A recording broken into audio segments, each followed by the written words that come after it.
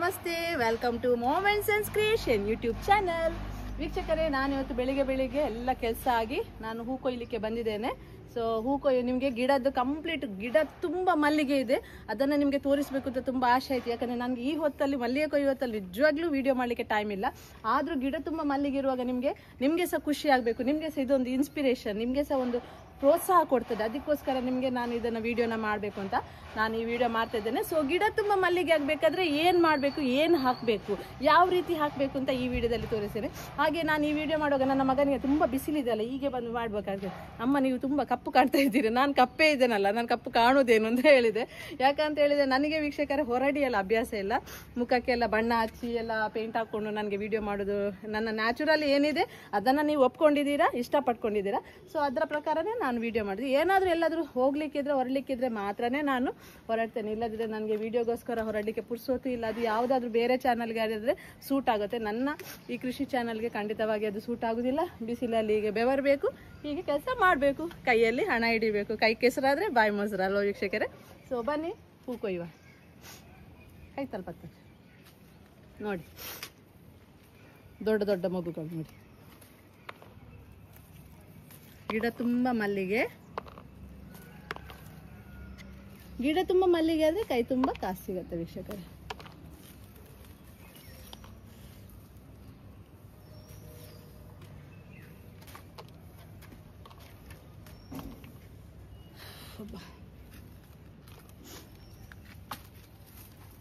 ತುಂಬ ಬಿಸಿಲಿದೆ, ತುಂಬ ಅಂದರೆ ಸುಡು ಬಿಸಿಲು ಹೇಳ್ತಾರಲ್ಲ ಆ ರೀತಿ ಬಿಸಿಲಿದೆ.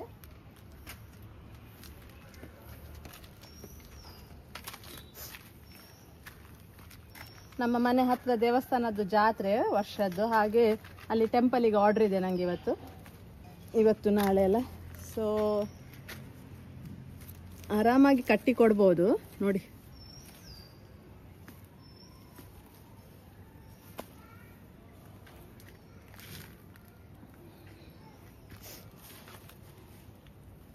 ರಜೆ ಬಂತು ಅಂದರೆ ನನಗೆ ಈಗ ಇನ್ನು ಮಗನ ಕ್ರಿಕೆಟ್ ಇದೆ, ನಾನು ಸ್ವಲ್ಪ ಬ್ಯಾಂಗ್ಳೂರಿಗೆಲ್ಲ ಹೋಗಬೇಕು. ಸೊ ನಾಡ್ದು ಇನ್ನು ನನಗೆ ಹೋಗಲಿಕ್ಕೆ ಇದೆ. ಆಗ ನಾನು ನಂದಿಬ್ಬರು ಫ್ರೆಂಡ್ಸ್ ಇದ್ದಾರೆ ಪಾಪ, ಅವರಿಗೆ ನಾನು ಮಲ್ಲಿಗೆ ಕಟ್ಟಲಿಕ್ಕೆ ಕಲಿಸಿದ್ದೇನೆ. ಬೆಳಿಗ್ಗೆ ಅವರಿಗೆ ಮಲ್ಲಿಗೆ ಕೊಯ್ದು ಕೊಂಡೋಗಿ ಕೊಟ್ಟರೆ ಅವರು ಕಟ್ಟಿರ್ತಾರೆ.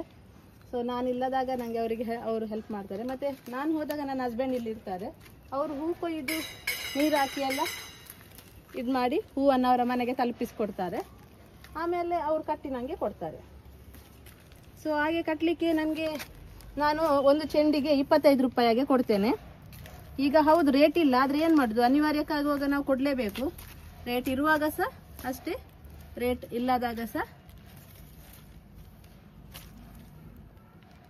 ಜಾಸ್ತಿ ರೇಟ್ ಇದ್ದರೆ ಸಹ 25 ರೂಪಾಯಿ ಕೊಡಬೇಕು, ಕಡಿಮೆ ರೇಟ್ ಇದ್ದಾಗ ಸಹ 25 ರೂಪಾಯಿ ಕೊಡಬೇಕು. ಆ ರೀತಿ ಒಪ್ಪಂದನ ಮಾಡಿಕೊಂಡು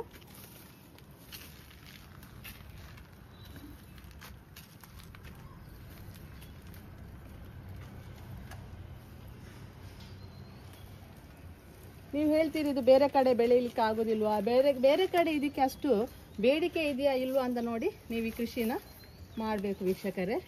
ಯಾಕಂದರೆ ಇಲ್ಲಿ ಅಷ್ಟೇ ರೇಟ್ ಇದೆ. ನೆನ್ನೆ ಎಲ್ಲ ಅಟ್ಟಿಗೆ 500 ರೂಪಾಯಿ ಎಲ್ಲ ಇತ್ತು. 2 ಅಟ್ಟಿ ಅಂತೂ ದಿವಸಕ್ಕೆ 1000 ಆಯಿತು. ಯಾವ ಕೆಲಸದಲ್ಲಿ ಸಿಗ್ತದೆ 1000 ರೂಪಾಯಿ ಅಲ್ಲ. ನೋಡಿ ನನ್ನ ನೋಡಿ ಎಷ್ಟು ಬೆವರಿದ್ದೇನೆ ಅಂತ ನೋಡಿ, ನೀರು ಇಳಿತದೆ ಹೀಗೆ ನೋಡಿ. ಕಷ್ಟಪಡಬೇಕಾಗ್ತದೆ, ಎಂತ ಮಾಡೋದು. ನಮಗೆ ಬೇಕು ಅಂತ ನಾವು ಹಾಕಿ ಆದಮೇಲೆ ಬಿಸಿಲುಂಟು, ಬಿಸಿಲಲ್ಲೇ ಇದು ಇಳುವರಿ ಕೊಡೋದಾದ್ಮೇಲೆ ಬಿಸಿಲುಂಟು ಅಂತ ನಾವು ಹೇಳಲಿಕ್ಕೆ ಆಗೋದಿಲ್ಲ ಅಲ್ಲ.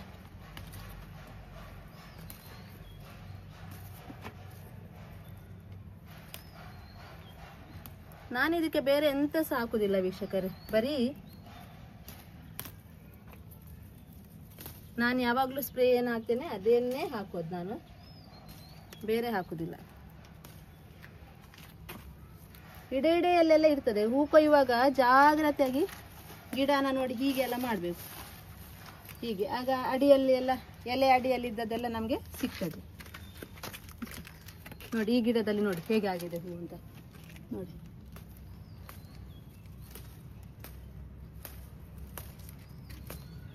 ನಿಮಗೆ ನಾನು ಇವತ್ತು ಗೊಬ್ಬರ ಹಾಕುವುದನ್ನು ಸಹ ತೋರಿಸ್ತೇನೆ.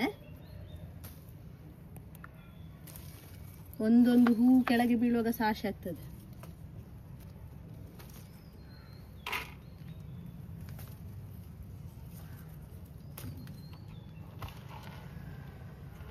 ನೋಡಿ ಎಷ್ಟು ನೋಡಿ ಆಗ್ತದೆ.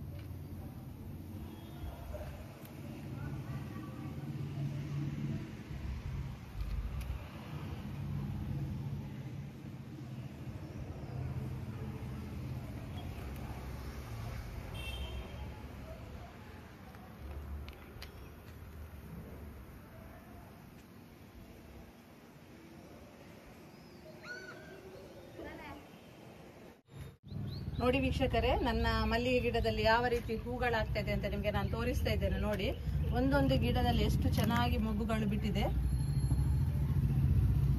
ಗಿಡ ತುಂಬಾ ಮಲ್ಲಿಗೆ ಆಗ್ತದೆ. ನಾನು ನೋಡಿ ಮಲ್ಟಿಪ್ಲೆಕ್ಸ್ ಮೊನೋಸಿಲ್ ಬಾವಸ್ಟಿನ್ ಹಾಕಿ ಒಂದು 10 ದಿವಸ ಏನೋ ಆಗಿರ್ಬೋದು. ಸೊ ಅಷ್ಟರಲ್ಲಿ ನಿಮ್ಗೆ ಒಂದು ವಾರಕ್ಕೆ ಒಳ್ಳೆ ಇಳುವರಿ ಕೊಡ್ತದೆ ವೀಕ್ಷಕರೇ. ನೋಡಿ, ಗಿಡ ತುಂಬ ಮಲ್ಲಿಗೆ ಆಗ್ತದೆ. ಗಿಡ ತುಂಬ ಮಲ್ಲಿಗೆ ಆಗಬೇಕು ಅಂತಾದರೆ ಅದಕ್ಕೆ ಒಂದೇ ವಿಧಾನ, ನಾನು ಹೇಳಿದಂತಹ ಮೆಡಿಸನನ್ನು ಸ್ಪ್ರೇ ಮಾಡಿ ವೀಕ್ಷಕರೇ.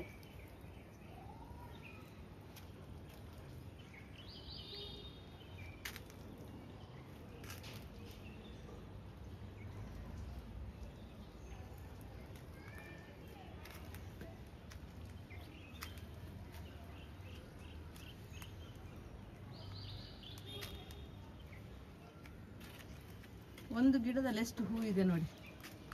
ಒಂದೇ ಗಿಡದಲ್ಲಿ ಇಷ್ಟಿಷ್ಟು ಹೂ ಸಿಕ್ಕುವಾಗ ನಿಮಗೆ ಇಡೀ ನಂದು ಇಷ್ಟು ಪಾಟ್ಸಲ್ಲಿ ಎಷ್ಟು ಮಲ್ಲಿಗೆ ಸಿಗೋದಿಲ್ಲ. ಅದಕ್ಕೆ ನಿಮಗೆ ಉತ್ತಮ ಇಳುವರಿ ಯಾವ ಕೃಷಿಯಲ್ಲಿ ಏನಾಗುತ್ತೆ ಗೊತ್ತಿಲ್ಲ ವೀಕ್ಷಕರೇ, ಮಲ್ಲಿಗೆ ಕೃಷಿಯಲ್ಲಿ ಅಂತೂ 100% ನಿಮಗೆ ದುಡ್ಡಾಗುತ್ತೆ.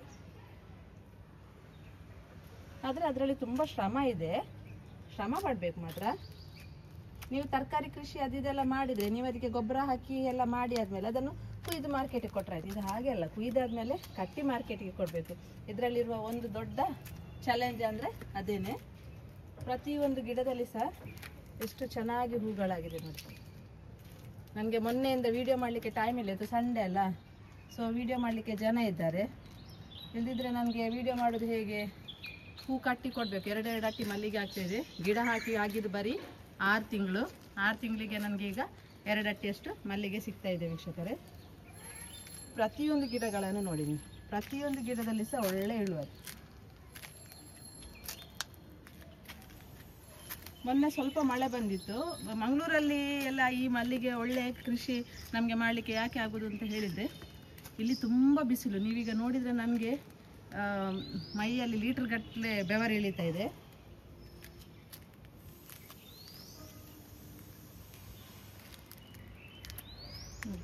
ಗಿಡ ತುಂಬ ಮಲ್ಲಿಗೆ ಹೇಗಿದೆ ನೋಡಿ.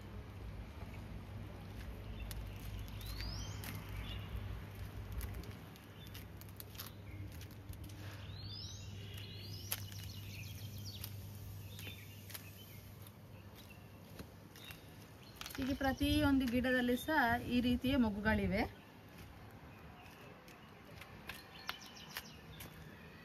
ಕೆರೆ ಬಳ್ಳಿ ಬಂದಿದೆ, ಅದನ್ನು ಕಟ್ ಮಾಡಬೇಕು.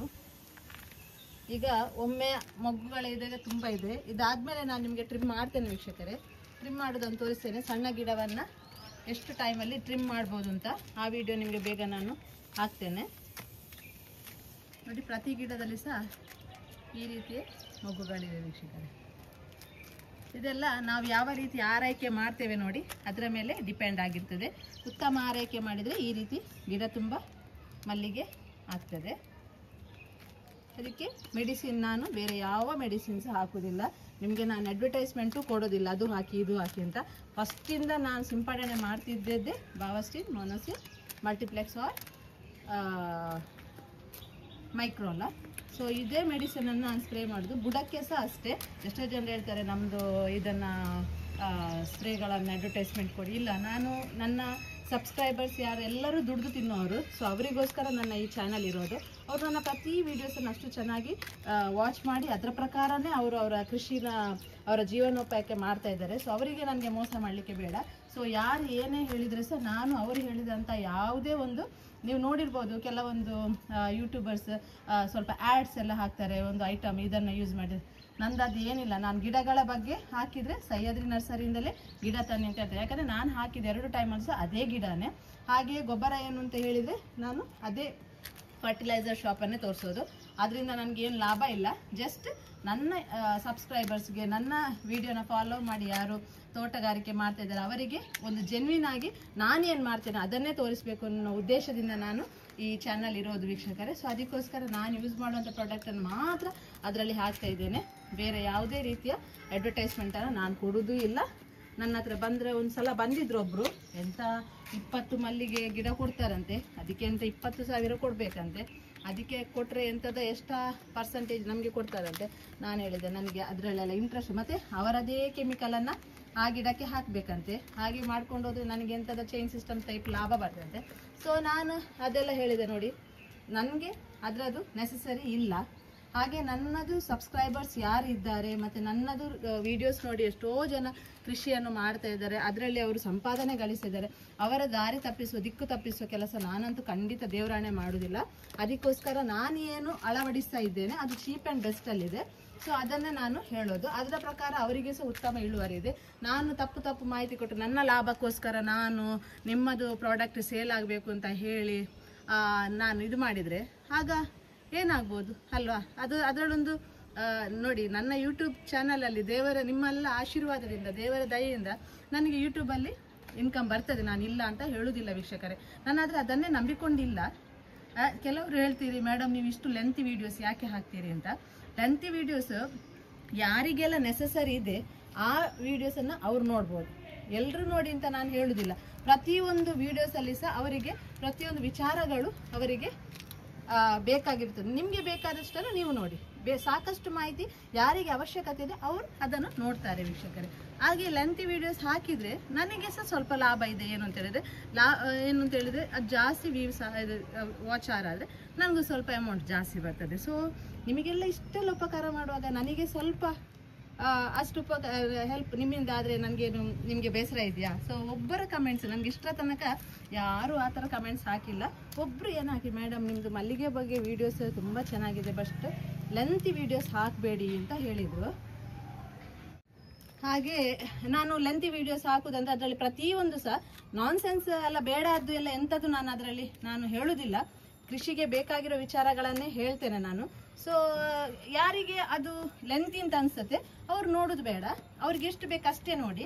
ಯಾರಿಗೆ ಅದರಲ್ಲಿ ಪೂರ್ಣ ಮಾಹಿತಿಗಳು ಬೇಕು, ಇನ್ನೂ ಸಹ ಬ್ರೀಫ್ ಎಕ್ಸ್ಪ್ಲನೇಷನ್ ಬೇಕು ಅಂತ ಇದ್ದವರು ಸೊ ಅದನ್ನು ವಾಚ್ ಮಾಡ್ತಾರೆ. ಸೊ ನೀವು ಹೇಳಿದ್ರಲ್ಲಿ ನನಗೇನು ಬೇಜಾರಿಲ್ಲ. ನಿಮ್ಗೆ ಎಷ್ಟು ಬೇಕು ಮೇಡಮ್ ನೀವು ಅಷ್ಟು ನೋಡ್ಬೋದು. ಯಾರಿಗೆ ತುಂಬ ಬ್ರೀಫ್ ಆಗಿ ಬೇಕು ಅವರು ಅದನ್ನು ನೋಡ್ತಾರೆ. ಸೊ ಹಾಗೆ ತಮ್ಮಗಳ ವಾಚಿಂಗ್ ಏನು ತುಂಬ ವ್ಯೂಸ್ ಎಲ್ಲ ಮಾಡ್ತೀರಿ ನೋಡಿ, ಅದರಿಂದಾಗಿ ನನಗೆ ಸಹ ಯೂಟ್ಯೂಬಲ್ಲಿ ಇನ್ಕಮ್ ಬರ್ತದೆ. ಸೊ ನಾನು ಬೇರೆ ಯಾವುದೇ ರೀತಿಯಾದಂತಹ ದೊಂಬರಾಟದ ವಿಡಿಯೋ ಎಲ್ಲ ಹಾಕುವುದಿಲ್ಲ. ಇದರಲ್ಲಿ ಏನು ಅವಶ್ಯಕತೆ ಇದೆ ಅದನ್ನು ಮಾತ್ರ ನಾನು ಹಾಕುವುದೇ. ಸೊ ಹಾಗೆ ನನಗೆ ಯಾವ ಸಹ ನೆಗೆಟಿವ್ ಕಮೆಂಟ್ಸ್ ನೀವು ನೋಡಿದರೆ ಯಾವುದೂ ಕಮೆಂಟ್ಸ್ ನೆಗೆಟಿವ್ ಕಮೆಂಟ್ಸ್ ಅಂತ ನನ್ನ ಚಾನಲಲ್ಲಿ ಇಲ್ಲ. ಸೊ ಅದಕ್ಕೋಸ್ಕರ ನಾನಿವತ್ತು ತುಂಬ ಗಿಡದಲ್ಲಿ ಈ ರೀತಿ ಮಲ್ಲಿಗೆ ಆಗಬೇಕಾದ್ರೆ ನೀವು ಹಾಕುವಂಥ ಮೆಡಿಸಿನ್, ನಾನು ಹಾಕುವಂಥ ಮೆಡಿಸಿನ್ ಏನು ಸೇಮ್ 5 ವರ್ಷದಿಂದ ಸೇಮ್ ಮೆಡಿಸಿನ್ ಹಾಕ್ತಾ ಇದ್ದೇನೆ. ಅದೇ ಮೆಡಿಸಿನನ್ನು ನಿಮಗೆ ಸಹ ಹೇಳ್ತೇನೆ. ಏನು ಬಿಸಿಲು ನೋಡಿ ವೀಕ್ಷಕರೇ, ಈ ರೀತಿ ಬಿಸಿಲು. ಟೆರೆಸ್ ನೋಡಿ, ಟೆರೆಸಲ್ಲಿ ಎಂಥ ಅಡ್ಡ ಇಲ್ಲ ನೋಡಿ.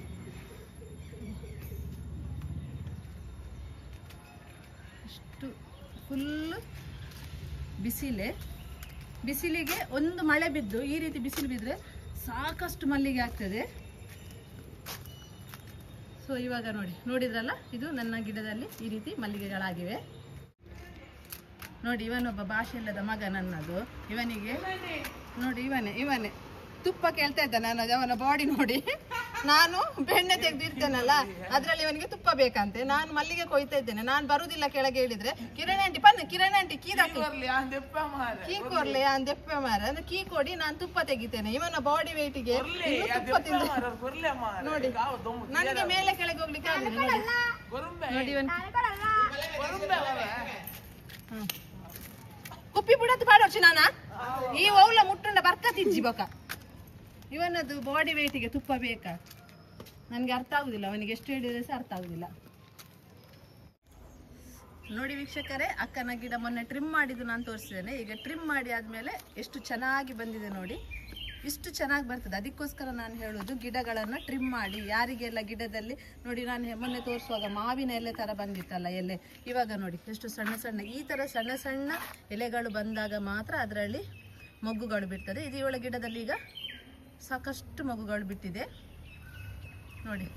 ಈಗ ಕಟ್ ಮಾಡಿದಾಗ ನಿಮಗೆ ನೋಡಿ, ನಿಮಗೆ ಮತ್ತೆ ಸಹ ಒಂದು ಗಿಡದಲ್ಲಿ, ಈಗ ನಂದೆಲ್ಲ ಗಿಡದಲ್ಲಿ ಹೇಗೆ ಬರ್ತದೆ ಅಂತ ಹೇಳಿದರೆ 5 ಎಲೆಗೆ ಮೊಗ್ಗುಗಳಾಗಿ ಬರ್ತದೆ.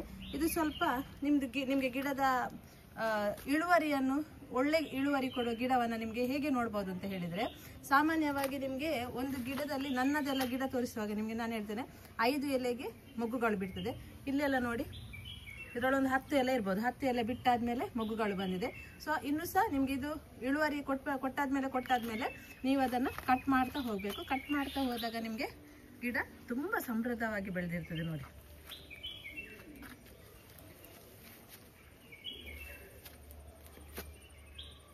ಗಿಡ ಟ್ರಿಮ್ ಮಾಡುವಂಥದ್ರಲ್ಲಿ ಇರುವಂತಹ ಉಪಯೋಗ ಇದೆ. ಯಾರಿಗೆಲ್ಲ ಇಳುವರಿ ಕಡಿಮೆ ಬರ್ತಾ ಇದೆ ನೋಡಿ, ಅವರು ಗಿಡ ಟ್ರಿಮ್ ಮಾಡಿ ಆದಮೇಲೆ ನೋಡಿ, ನಿಮ್ಮ ಗಿಡ ಸಹ ಇದೇ ರೀತಿ ಆಗಿರ್ತದೆ.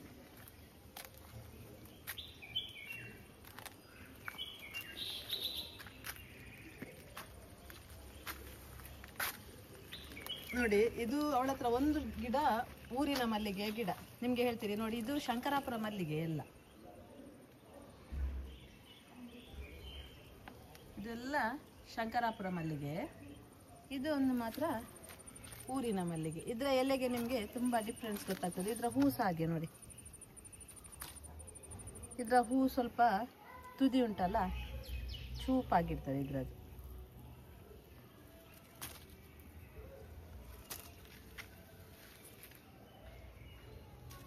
ಇದು ಸಹ ಊರಿನ ಮಲ್ಲಿಗೆ. ಇದರ ಎಲೆ ನೋಡಿ, ನಿಮಗೆ ಡಿಫ್ರೆನ್ಸ್ ಗೊತ್ತಾಗ್ತದೆ. ಎಲೆ ನೋಡಿ ಈ ಥರ ಇರ್ತದೆ. ಶಂಕರಾಪುರ ಮಲ್ಲಿಗೆ ಎಲೆ ಈ ರೀತಿ ಇರ್ತದೆ. ಇದೇ ಡಿಫ್ರೆನ್ಸ್.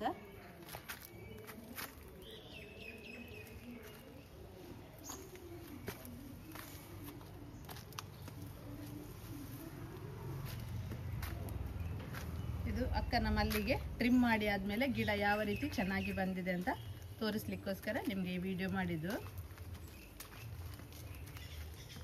ನೀವು ಸಹ ಹಾಗೆ ನಿಮ್ಮ ಗಿಡದಲ್ಲಿ ಮಲ್ಲಿಗೆ ಕಡಿಮೆ ಆಗ್ತಾ ಇದೆ ಅಂತಾದರೆ ಗಿಡನ ಟ್ರಿಮ್ ಮಾಡಿ. ಮತ್ತೆ ನೋಡಿ ಈ ಥರ ಮುರುಟು ಕಟ್ಟಿದ ಮಲ್ಲಿಗೆ ಬರ್ತದಲ್ಲ,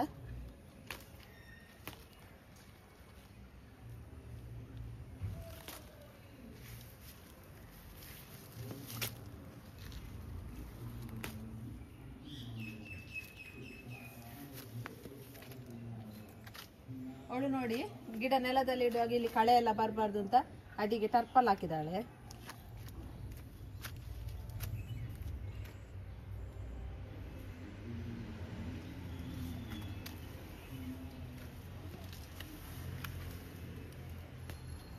ಗಿಡಕ್ಕೆ ನೀರೆಲ್ಲ ಹಾಕುದು ನನ್ನ ಭಾವನೆ. ಇನ್ನು ಹೂ ಆದ್ಮೇಲೆ ಕಟ್ತಾಳೆ, ಬೇಕಿದ್ರೆ ಕೊಯ್ದು ಕಟ್ಟುದೆಲ್ಲ ಮಾಡ್ತಾಳೆ. ಗಿಡದ ಆರೈಕೆ ಎಲ್ಲ ಭಾವನೆ ಮಾಡುದು.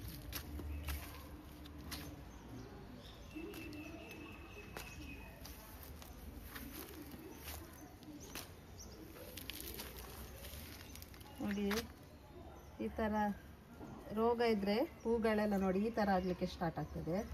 ಅದಕ್ಕೆ ಸ್ಪ್ರೇ ಇದೆ, ನಾನು ಹೇಳ್ತೇನೆ. ನೀವು ಆ ತುದಿಯನ್ನೇ, ಗಿಡದ ತುದಿಯನ್ನು ಕಟ್ ಮಾಡಿದರೆ ನೋಡಿ, ಟರ್ಪಲ್ ಹಾಕಿದರೆ ಸಹ ಅದರ ಇಡೆಯಲ್ಲಿ ಮಣ್ಣಿದ್ರೆ ಈ ಥರ ಹುಲ್ಲುಗಳು ಬರ್ತದೆ. ದೊಡ್ಡ ದೊಡ್ಡ ಇದು ಬರುವುದಿಲ್ಲ ಕಳೆ ಎಲ್ಲ.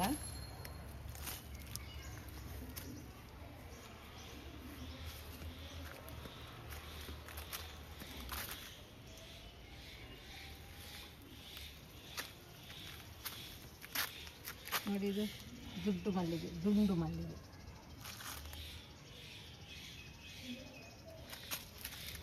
ಇದೆಲ್ಲ ಬ್ಯಾಂಗ್ಳೂರ್ ಸೈಡಲ್ಲೆಲ್ಲ ಇರುವುದು ಈ ಥರ ಮಲ್ಲಿಗೆನೆ.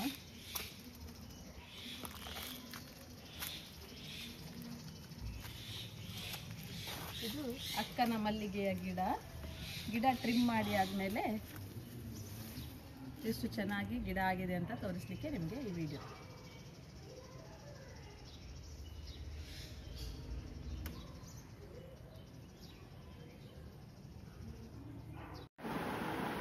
ನೋಡಿ ವೀಕ್ಷಕರೇ, ಇದು ನಾನು ಬರೀ 2 ಲೈನಲ್ಲಿ ಕೊಯ್ದ ಮಲ್ಲಿಗೆ. 2 ಲೈನಲ್ಲಿ ಕೊಯ್ದ. ನನಗೆ ಮಗ ನಾನು ಕ್ರಿಕೆಟಿಗೆ ಕೊಟ್ಟು ಬಿಟ್ಟಿದ್ದೆ, ಹಾಗೆ ತುಂಬ ಬಿಸಿಲಿಗೆ ಸುಸ್ತಾಗಿ ಹೋಗಿದ್ದೇನೆ. ಈಗ ನಾನು ಅವರಿಗೆ ಕೊಡಬೇಕಲ್ಲ, ಸೊ ನಾನು 50 ಗ್ರಾಮನ್ನು ಮೆಜರ್ಮೆಂಟ್ ಮಾಡಿ ಕೊಡ್ತಾ ಇದ್ದೇನೆ. 50 ಗ್ರಾಮನ್ನು ಮೆಜರ್ ಮಾಡಿದರೆ 1 ಚೆಂಡು ಆಗ್ತದೆ. ಸೊ ಅವರಿಗೆ 2 ಚೆಂಡು ಕಟ್ಟಬೇಕು ಅಂತಂದರೆ ನಾನು 2 ಚೆಂಡು ಹಾಕ್ಬೇಕಾದ್ರೆ ನಾನು 100 ಗ್ರಾಮ ಹಾಕಬೇಕು.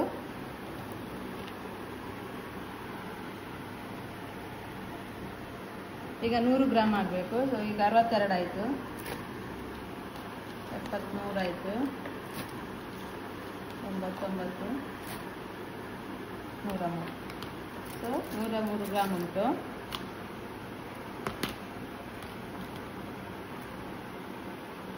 ನಾನೀಗ 100 ಗ್ರಾಮ್ ಆಗಿದೆ. ಇದನ್ನು ನಾನು ಅವರಿಗೆ ಕೊಡ್ತಾ ಇದ್ದೇನೆ. ಅವರು 2 ಚೆಂಡು ಕಟ್ಟಿ ಕೊಡ್ತಾರೆ. ಇನ್ನು ಉಳಿದದ್ದು ಮಲ್ಲಿಗೆ 3 ಲೈನ್, 1, 2, 3 ಲೈನ್ ಇದು ಮಲ್ಲಿಗೆ ಉಂಟು. ಅದನ್ನು ನನಗೆ ಇದು 2 ಲೈನಲ್ಲಿ ನನಗೆ 2 ಚೆಂಡಷ್ಟು ಸಿಕ್ಕಿದೆ. 3 ಲೈನ್ ಉಂಟು.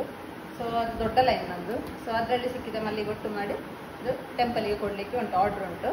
ಸೊ ಇವಾಗ ಇದನ್ನು ನಾನು ಮಗನೇ ಕ್ರಿಕೆಟಿಗೆ ಬಿಡಲಿಕ್ಕೆ ಹೋಗುವಾಗ ಅಲ್ಲಿ ಇದನ್ನು ಕೊಟ್ಟು ಹೋಗ್ತಾ ಇದ್ದೇನೆ.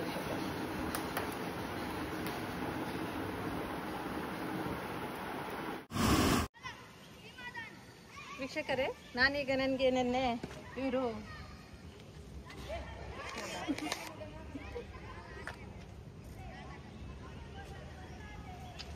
ವೀಕ್ಷಕರೇ, ನನಗೆ ನಿನ್ನೆ ಫೆಲಿಕ್ಸ್ ಸರ್ ಮತ್ತು ಅವರ ಮಿಸ್ಸಸ್ ನನಗೆ ಅವರ ಮನೆಗೆ ಮಲ್ಲಿಗೆದು ವಿಡಿಯೋ ಮಾಡಲಿಕ್ಕೆ ಹೋಗುವಾಗ ನನಗೊಂದು ಒಳ್ಳೆಯ ಗಿಡ ಕೊಟ್ಟಿದ್ದಾರೆ.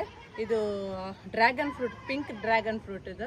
ಸೊ ನನಗೆ ಈ ಒಂದು ಗಿಡನ ಕೊಟ್ಟು ನನಗೊಂದು ಇದರ ಕೃಷಿಯ ಬಗ್ಗೆ ಆಸಕ್ತಿಯನ್ನು ಮೂಡಿಸಿದ್ದಾರೆ. ಖಂಡಿತವಾಗಿ ನಾನು ಇದರಲ್ಲಿ ಸಹ ಒಂದು ಮಿಶ್ರ ಬೇಸಾಯದ ಹಾಗೆ ಮಾಡಿ ಮಲ್ಲಿಗೆ ಮತ್ತು ಡ್ರ್ಯಾಗನ್ನ ಜೊತೆಯಾಗಿ ಒಂದು ವ್ಯವಸಾಯ ಮಾಡಬೇಕು ಅಂತ ಒಂದು ಹೆಜ್ಜೆ ಮುಂದೆ ಇಟ್ಟಿದ್ದೇನೆ. ಸೊ ಇದು ನನ್ನ ಮೊದಲ ಹೆಜ್ಜೆ ಡ್ರ್ಯಾಗನ್ ಕೃಷಿಯಲ್ಲಿ. ಸೊ ಈಗ ನಾನು ಸ್ಟಾರ್ಟಿಂಗಿಗೆ ಏನು ಮಾಡ್ತಾ ಇದ್ದೇನೆ ಅಂತ ಹೇಳಿದರೆ, ಅದು ಗಿಡ ಸ್ವಲ್ಪ ಜೀವ ಬರುವ ತನಕ ನಾನು ಗ್ರೋ ಬ್ಯಾಗಲ್ಲೇ ಹಾಕ್ತಾ ಇದ್ದೇನೆ.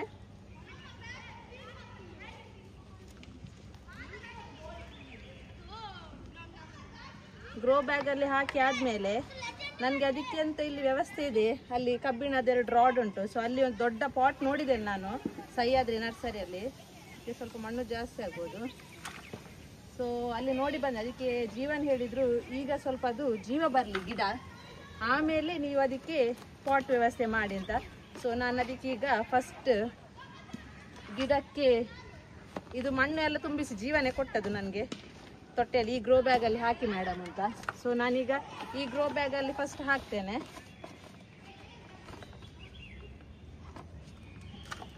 ಅವರು ಹೇಳಿದ ಐಡಿಯಾದ ಹಾಗೆ ಇದಕ್ಕೆ ಮತ್ತೆ ನಾನು ಇದನ್ನ ಪಾಟಿಗೆ ಶಿಫ್ಟ್ ಮಾಡುವಾಗ ಇದಕ್ಕೆ ಸಪೋರ್ಟ್ ಇಡ್ತೇನೆ.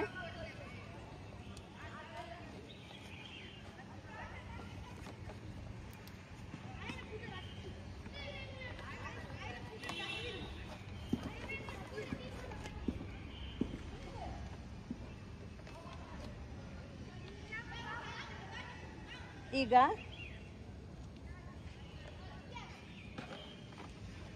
ತುಂಬ ಡೀಪ್ ಹೋಗಬೇಕು, ತುಂಬ ಡೀಪ್, ಒಂದು ಆ ಗಿಡ ಒಂದು ಒಳಗೆ ಹೋಗುವ ತನಕ. ಓಕೆ, ಇಷ್ಟು ಇಲ್ಲಿ ಹತ್ತಿರ ತನಕ.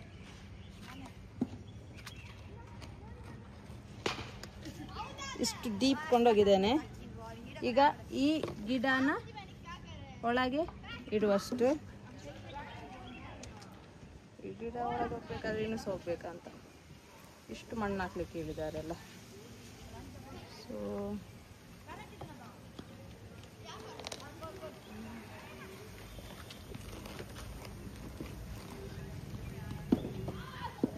ಇಷ್ಟು ಹಾಕಿ ಆದಮೇಲೆ ಈ ದೊಡ್ಡ ಗಿಡ ಹೀಗೆ ಹಾಕ್ತೇನೆ. ಈಗ ಇಟ್ಟು ಈಗ ಇದಕ್ಕೆ ಮಣ್ಣು ಹಾಕುವ. ಮಣ್ಣು ಹಾಕಿ ಟೈಟ್ ಮಾಡಲಿಕ್ಕೆ ಹೇಳಿದ್ದಾರೆ.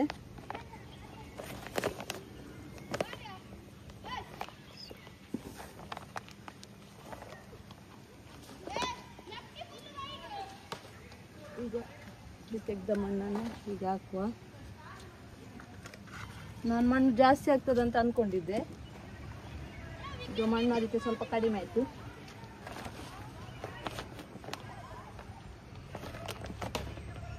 ಟೈಟ್ ಮಾಡಿಟ್ಟೆ.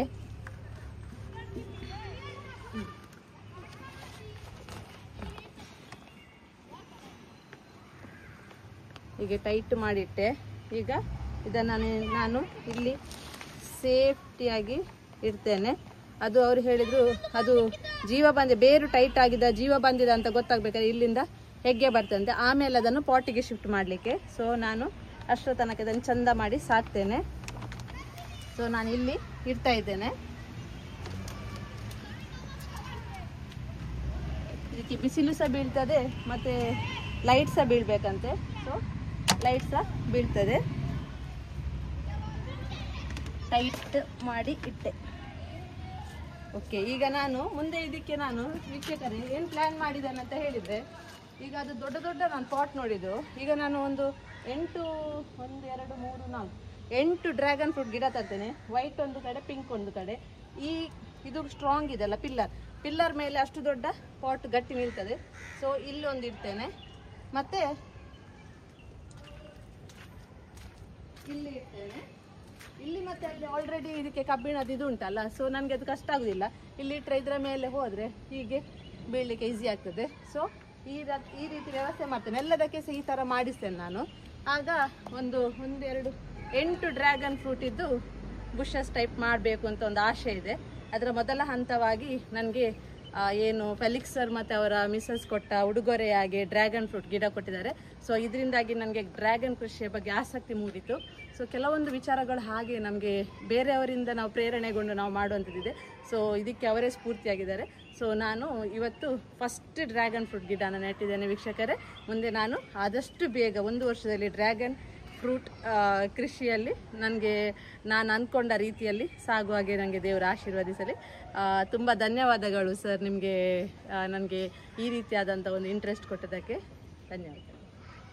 ಸೊ ವೀಕ್ಷಕರೇ, ನನ್ನ ಇವತ್ತಿನ ಈ ವಿಡಿಯೋ ನಿಮ್ಗೆ ಇಷ್ಟವಾಗಿದ್ದಲ್ಲಿ ದಯವಿಟ್ಟು ಮೊಮೆಂಟ್ಸ್ ಅಂಡ್ ಕ್ರಿಯೇಷನ್ ಯೂಟ್ಯೂಬ್ ಚಾನಲನ್ನು ಸಬ್ಸ್ಕ್ರೈಬ್ ಮಾಡಿ, ಲೈಕ್ ಮಾಡಿ, ಕಮೆಂಟ್ಸ್ ಮಾಡಿ, ಶೇರ್ ಮಾಡಿ, ಸಪೋರ್ಟ್ ಮಾಡಿ ಅಂತ ಕೇಳ್ತೇನೆ. Until then, have a nice day, take care, bye.